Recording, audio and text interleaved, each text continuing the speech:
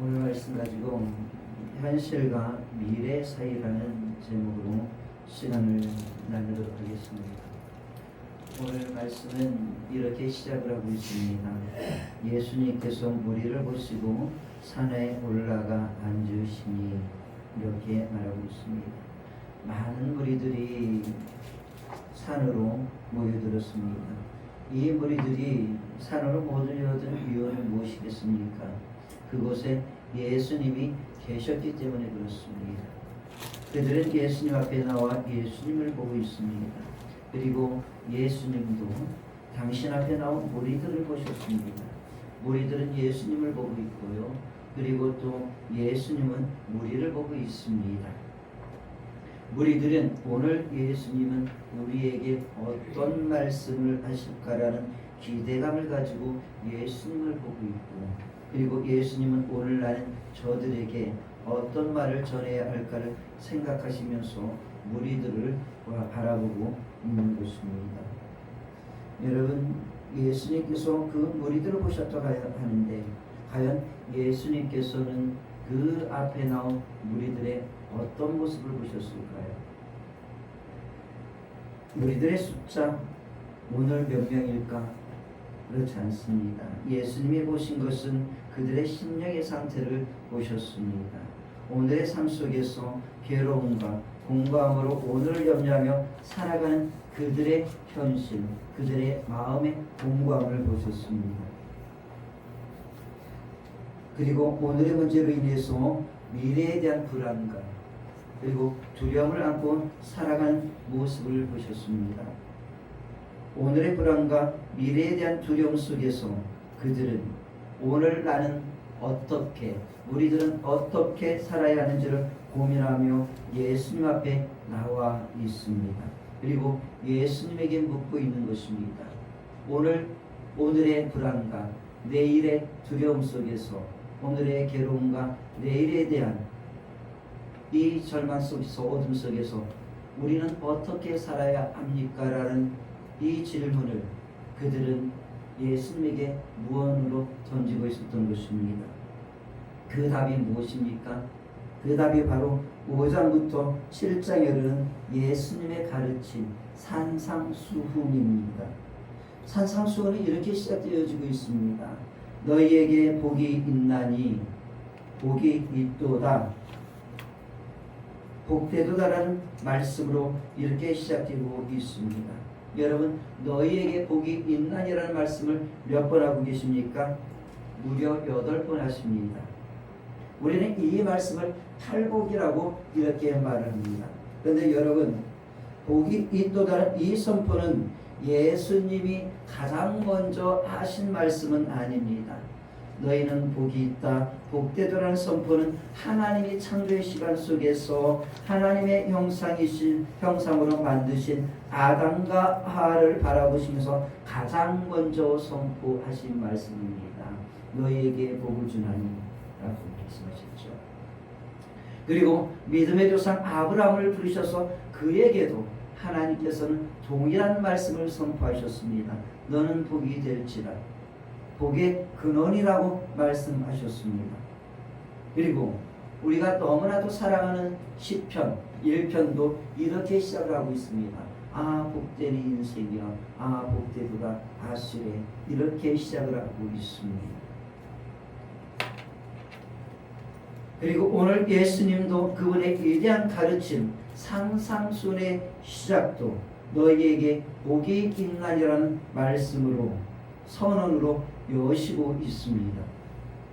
여러분, 주님은 복이 있나니라는 말씀을 무려 8번이나 하고 있습니다. 아니, 정확히 따진다고 한다면 9번을 하고 있습니다.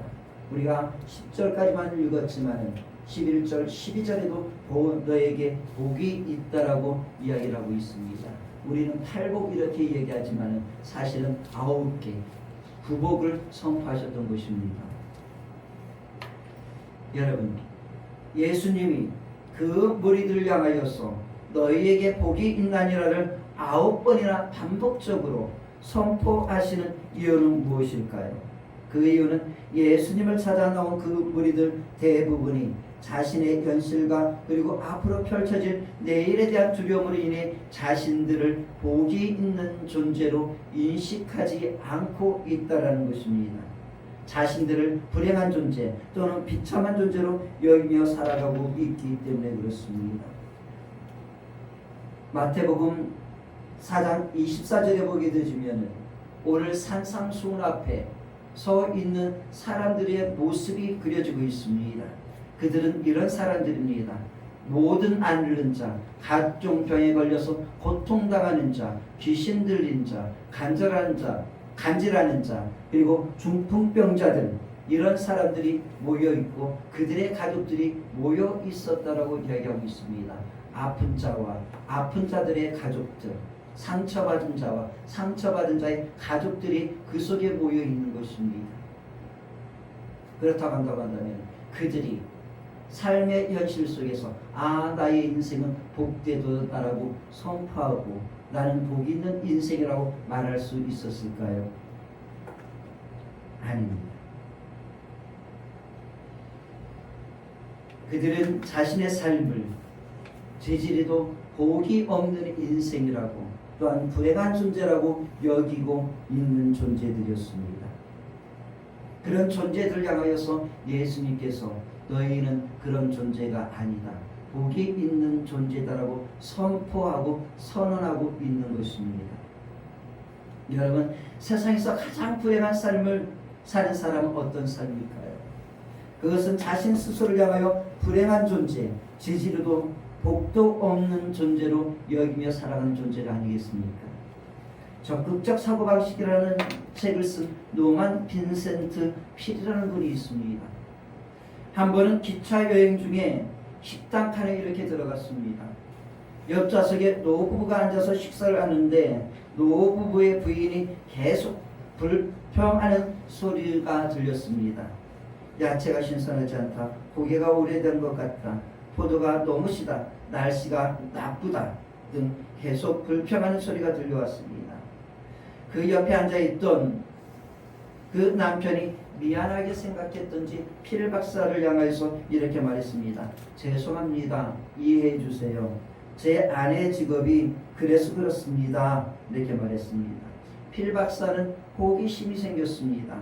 대체 아내분의 직업이 무엇입니까? 이렇게 물었어요. 예, 내 제처는 제조업에 종사합니다 라고 답을 했습니다. 필 박사는 다시 한번 질문을 던졌습니다. 죄송합니다만 부인은 무엇을 제조하십니까? 라고 물었습니다. 남편이 이렇게 대답했대요. 네, 제 아내는 불행을 제조합니다 라고 이렇게 말했다고 합니다. 우리는 우리의 환경 속에서 불행을 제조할 수도 있고 행복을 제조할 수도 있습니다. 그러나 대부분의 사람들은 행복이라고 말할 수 있는 상황 속에서도 불행을 입술로 제조해내며 살아가고 있습니다. 불행 제조업자.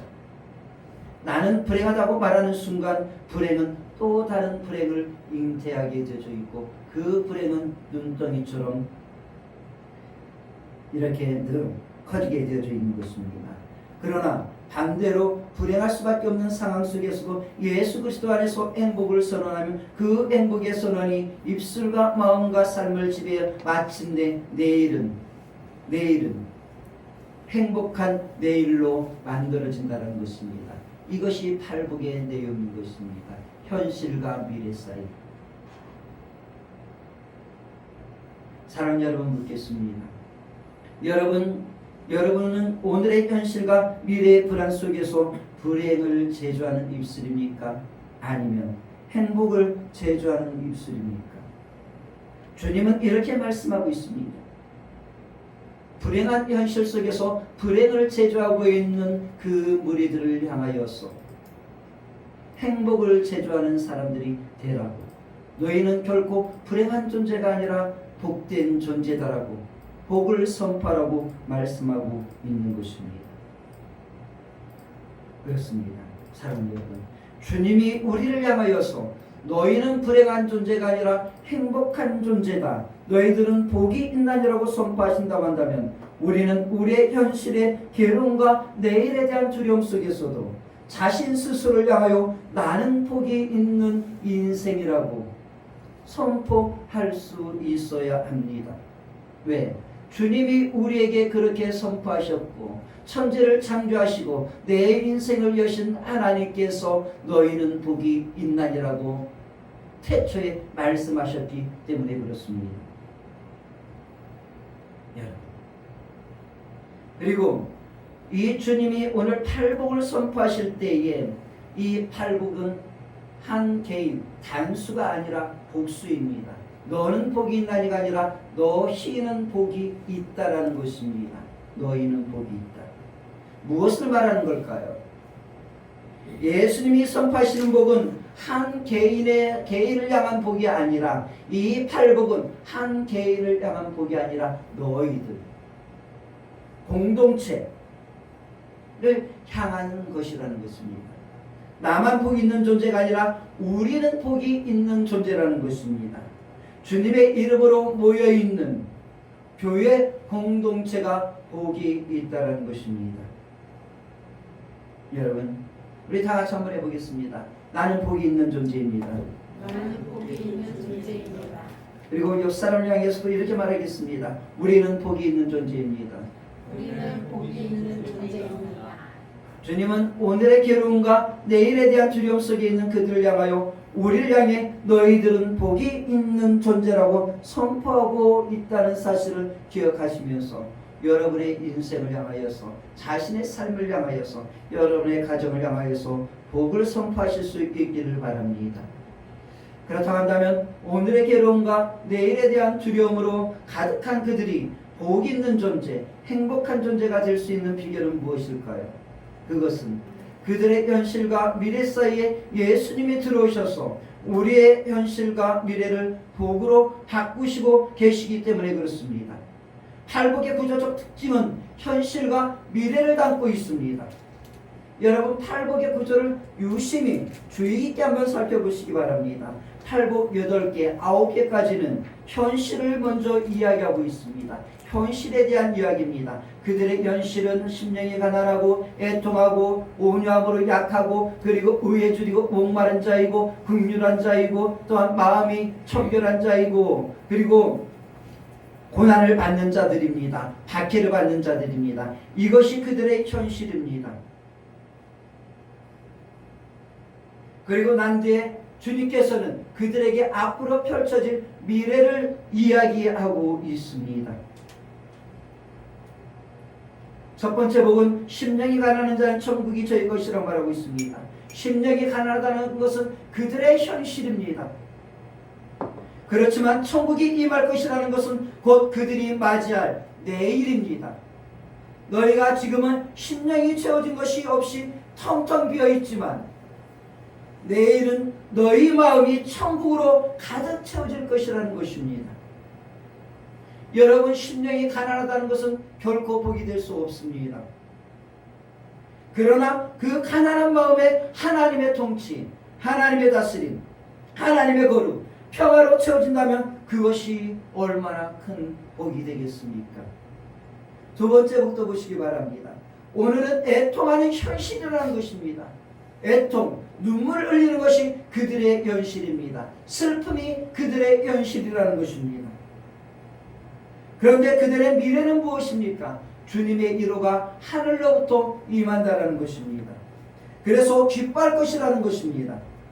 오늘은 울지만 주님이 우리의 눈물 속에 들어오시면 내일은 웃으면서 일어날 수 있다는 것입니다. 애통하는 너희여 복이 있나니 위로를 받아 기뻐하여 웃을 것이요. 이 말씀인 것입니다. 주님이 우리의 현실과 미래 사이에 들어오셔서 그렇게 만들어 가겠다는 것입니다. 팔복을 이루시겠다는 것입니다.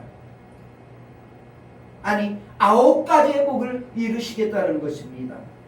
이 팔복에는 괴로움의 현실이 있습니다.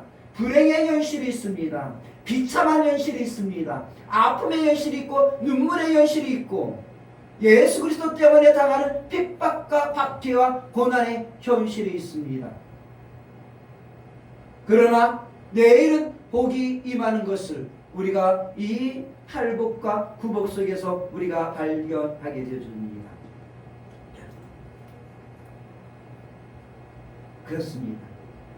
오늘 예수님은 우리의 현실 속에 들어오시는 분입니다.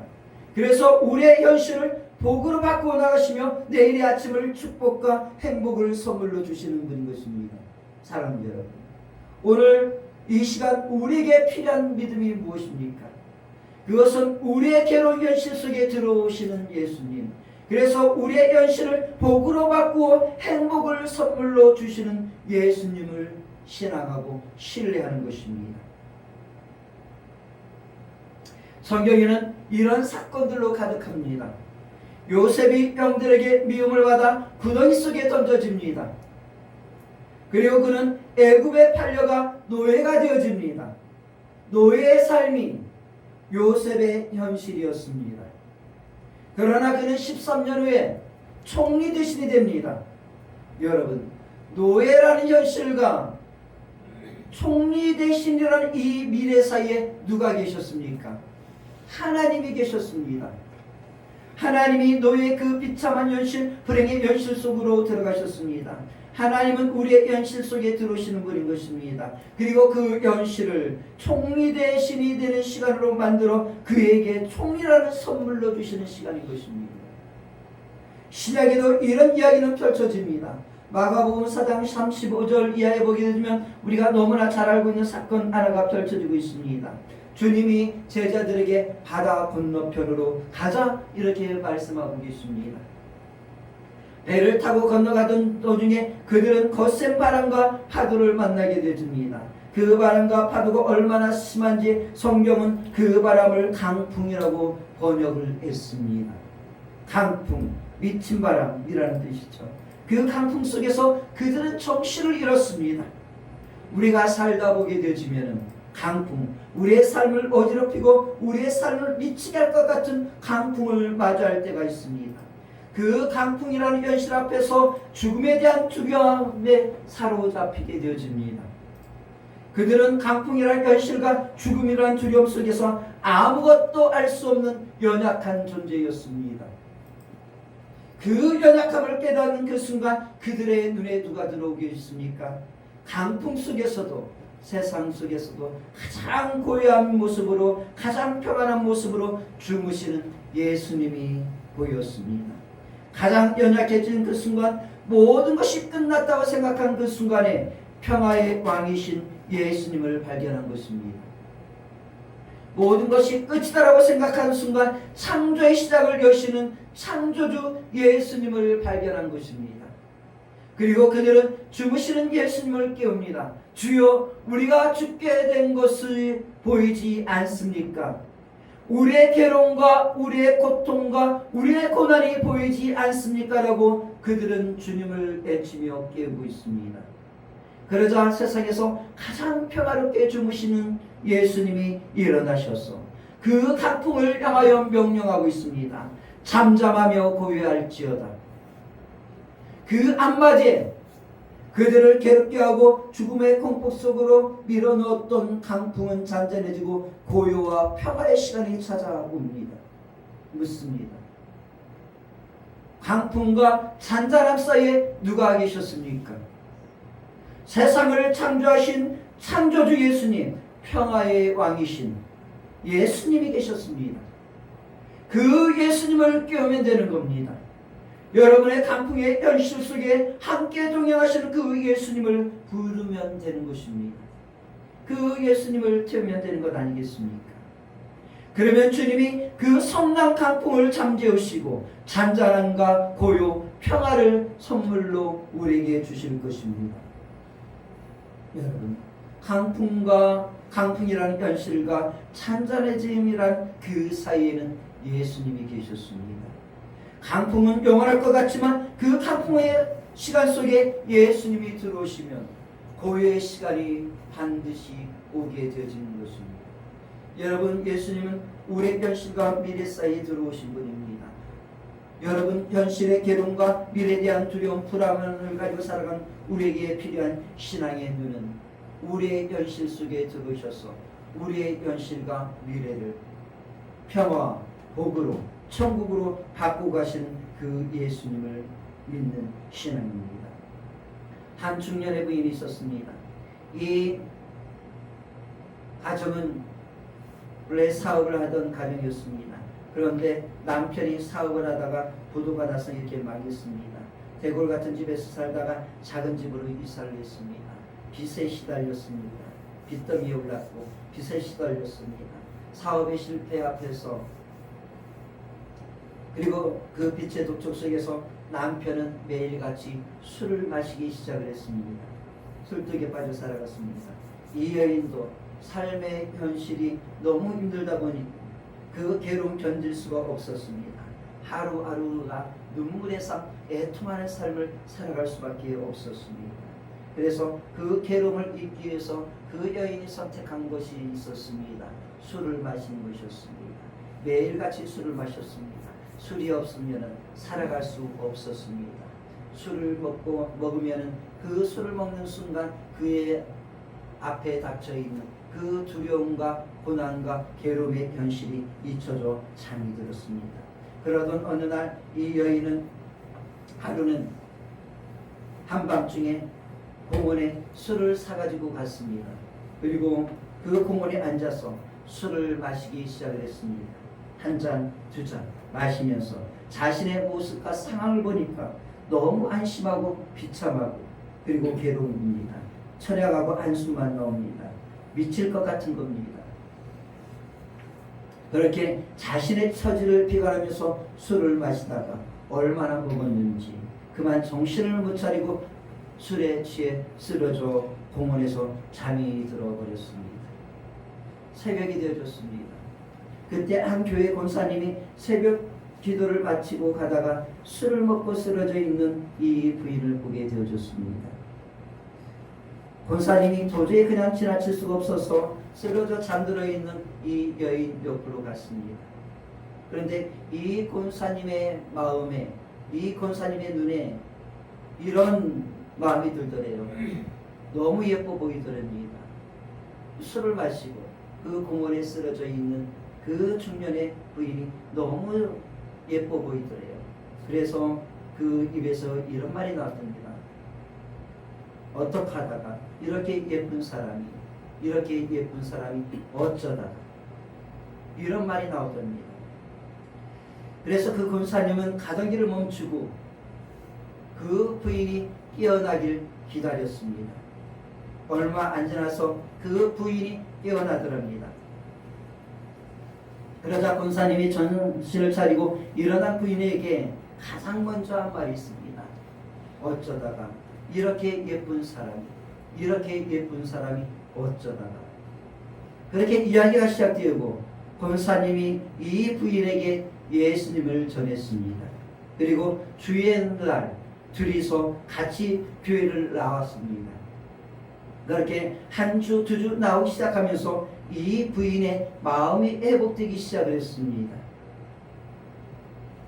여러분, 삶이나 그리고 환경이 회복된 건 아니었습니다. 삶은 여전히 힘들고 환경은 여전히 힘들었습니다. 그런데 마음이 회복이 되어졌습니다. 예수 그리스도 안에서 마음이 회복되니까 삶은 여전히 고달프고 힘들지만은 그래도 그 환경과 삶을 이겨낼 새 힘이 생기고 세상을 다시 한번 살아갈 용기가 생기기 시작을 했습니다. 하나님이 주신 새 힘으로 살아가다 보니 삶이 크게 성공하지는 않았지만 삶의 평화가 찾아오고 삶이 안정되기 시작을 했습니다. 그리고 교회 집사까지 되어졌습니다. 이 여인이 예수님을 만난 뒤 항상 입에 달고 다니는 말이 있다고 합니다. 사람을 만나면 이렇게 예쁜 사람이, 이렇게 착한 사람이, 이렇게 예쁜 사람이, 이 말을 입에 달고 살면서 오늘의 시련 속에서 괴로움과 그리고 눈물 속에서 살아가고 있는 사람들에게 먼저 다가가 이렇게 말합니다. 이렇게 예쁜 사람이 라는 말로 일하고 격려하며 복음이신 예수님을 전하는 삶을 살아가기 시작을 했습니다. 사랑하는 여러분, 고난이 나를 쓰러뜨릴 수도 있지만 예수님을 만나는 사인이 되어지고 또한 넘어지는 일을 일으켜줄 수 있는, 세워줄 수 있는 감동의 재료가 될 수 있는 것입니다. 여러분, 인생 속에서 만나는 고난과 시련 앞에서 믿음을 빼앗기지 마십시오. 하나님의 선하심을 믿으시기 바랍니다. 그리고 그 고난을 감동의 재료로 만들 수 있는 신앙을 가지시길 바랍니다. 이 중년 부인의 현실은 무너짐이고 암담함이고 절망이고 또한 가난함이고 애통함이었습니다. 눈물이었습니다. 그런데 그의 미래가 어떻게 바뀌었습니까? 천국이 그의 마음속에 임하고 천국이 임하니 마음의 평화가 찾아오고 하늘의 위로가 그에게 찾아와 다시 한번 삶을 살아갈 새 힘을 얻게 되어준 것입니다. 여러분, 이 중년 부인의 현실과 미래 사이에 누가 들어오셨습니까? 예수님이 그 중년 부인의 애통의 눈물 속에 들어오셔서 그를 위로하셨기 때문에 그의 미래가, 그의 앞날이, 그의 내일이 기쁨으로 펼쳐져 갔던 것입니다. 여러분, 오늘 저는 팔복의 서론을 이렇게 소개했습니다. 우리의 현실과 미래 사이에 들어오시는 예수님. 그렇습니다. 팔복은 우리의 현실과 미래 사이에 들어오시는 예수님이십니다. 그리고 우리의 현실 속에 들어와 그 선함으로 일하셔서 내일의 아침을 복으로 여시는 예수님인 것입니다. 우리의 현실 속에 들어온 예수님은 우리에게 이렇게 말씀하고 계십니다. 너희에게 복이 있나니, 너희 가정에게 복이 있나니, 너희 교회에게 복이 있나니 기뻐하고 즐거워하라.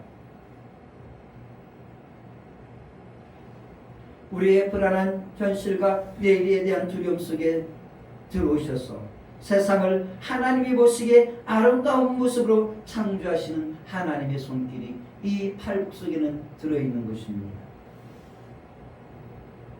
오늘 우리가 그 손길과 음성을 오늘의 현실 속에서 경험하고 또한 만난다고 한다면 주님은 나의 삶을 아름답고 선하시게 만들어가는 분이라고 고백할 수 있다고 한다면 고난과 강풍, 괴로움 속에서도 사방이 꽉 막혀 있다 할지라도 오늘 우리는 복 있는 사람이라고 내 인생을 향하여 선언할 수 있습니다.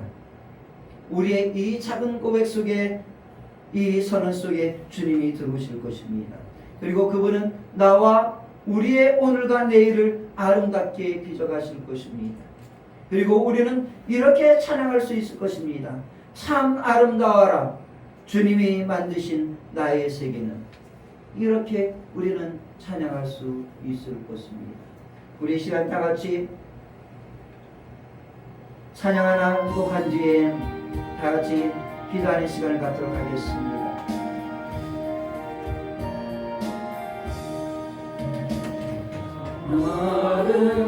아름다워라 주님의 세계는 저솔로 내어보다 너무 배타파 주 찬송하는 듯 맑은 새소리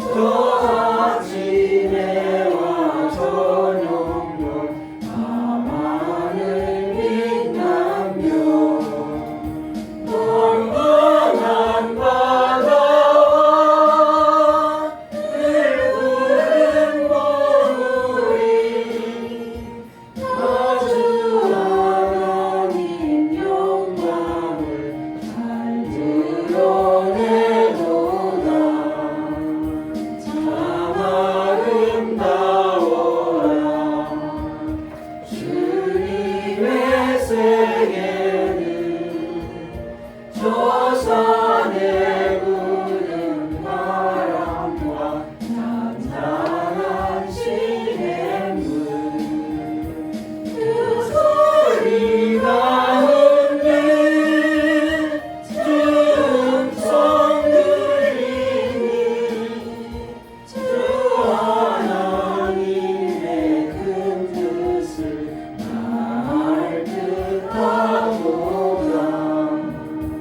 우리 시간 다 같이 기도하도록 하겠습니다. 예수님은 오늘 우리에게 이렇게 말씀하고 있습니다. 너희에게 복이 있나니. 여러분, 이 시간 여러분을 향하여 선포하시기 바랍니다. 나에게 복이 있나니, 나에게 복이 있나니라고 선포하시기 바랍니다. 혹시 여러분의 인생 속에 강풍을 만나셨습니까? 강풍과 잔잔함 사이에 계신 예수님을 깨우십시오. 그 주님이 여러분의 강풍 속에 들어올 것입니다. 그리고 그 마침내 그 강풍을 잔잔함으로 선물로 주실 것입니다. 우리 다 같이 기도하겠습니다. 참으로 주신 아버지 하나님, 이 한 시간 하나님 앞에 우리가 모여 있습니다. 이 한 시간 하나님 앞에 서 있는 우리의 모습을 보시고 우리의 모습 속에 하나님 찾아오시는 그 예수님을 우리가 만날 수 있기를 원합니다. 아버지 하나님이여, 우리의 현실과 우리의 미래 사이에 아버지 하나님 찾아오셔서 우리의 이 현실을 아름다움으로 빚으시고 참으로 복됨으로 빚으시고 계시는 그 예수님을 만나게 하여 주시기를 원합니다. 오늘 우리의 현실이 비록 아버지 하나님 앞에 나온 그 무리들의 모습처럼 약함과 아픔과 상처일지라도 아버지 하나님이여, 그 상처와 약함과 아픔 속에 들어오셔서 그것을 고치시고 아버지 하나님 천국으로 만들어 가시는 그 예수님을 오늘 이 시간 경험함을 통하여서 우리의 아버지 하나님 가난함이 천국이 되게 하여 주시옵시고 우리의 눈물이 하나님이여 위로가 되게 하여 주시옵시고 아버지 하나님 우리의 약함이 하나님의 권세가 되는 시간 되게 하여 주시옵기를 주님 감사드립니다. 이 한 시간 하나님